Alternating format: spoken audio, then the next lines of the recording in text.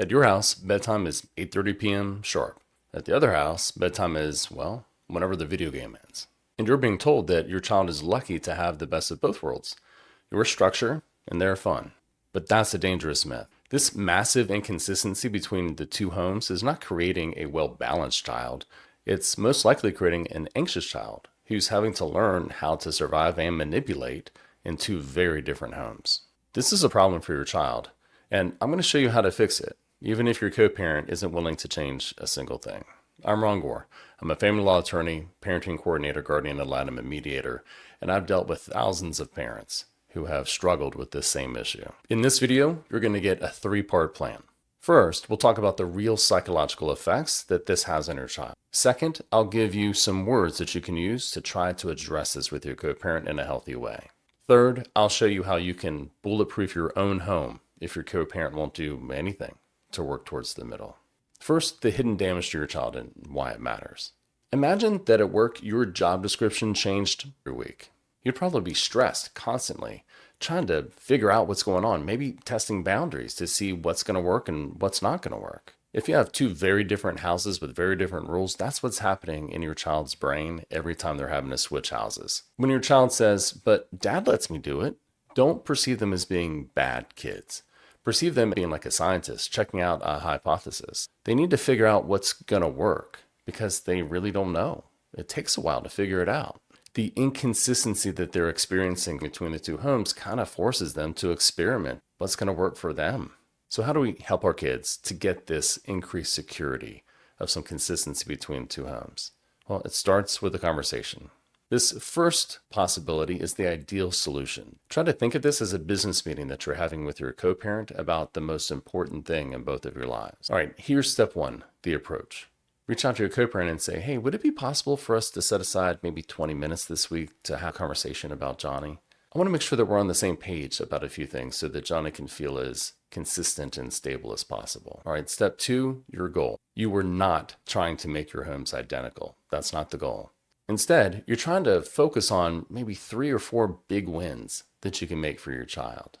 Here's some examples of big wins. Something like nutrition, when homework gets done, bedtimes, screen limits. Notice that in the language, you're not being accusatory. You're using we language and you focus on the child's benefit. Instead of saying something like, "Your house must be a chaotic mess," say something like, "I noticed that we're experiencing some tantrums on school nights. I think maybe if we can have some consistency between our homes and his bedtimes on school nights, that might help reduce the tantrum." Now, hopefully that kind of approach will work. You're not being aggressive, you're not being accusatory, you're coming at this as a we problem, something that maybe we can both fix together. But sometimes that kind of thing's just not going to work. Sometimes your co-parent is going to have sort of this "my house, my rules" defense. Like that is their fortification that they have built up to protect their view of what they want to do. And a lot of times when the co-parent reaches out to try to make some good mutual changes and they're met with that fortification, they kind of give up. But we're not going to do that. Here's what you can do when you're met with that "my house" fortification. Remember, your goal is not to try to control what happens at the other home. Your goal is to try to make your home, as much as possible, a rock of consistency. The first thing to do is see what's happening at your co-parent's home and see if you're okay with matching what they have. If they have some things that you're okay with and it would create some consistency for your child, then go ahead and adopt those things. You don't have to have your co-parent match you. If you can match them without hurting yourself and it will benefit your child, then why not do it? That's easy. For things that you can't match at your house, here's some things that you can say to your child that might help the situation. Say to your child calmly and without any blame, "I understand that that's how it works at mom's house, and that's okay. In our house, this is how we do it, so that we can stay healthy and get our work done. The rules at your mom's house and the rules at my house are just different. Just like the rules at school are different from the rules at mom's house. It's okay to have different rules at different places." Using this kind of approach accomplishes 3 things. First, it validates the child's reality. It acknowledges that things are different at mom's house than at your house. Second, it removes you from a position of criticizing the other parent to your child.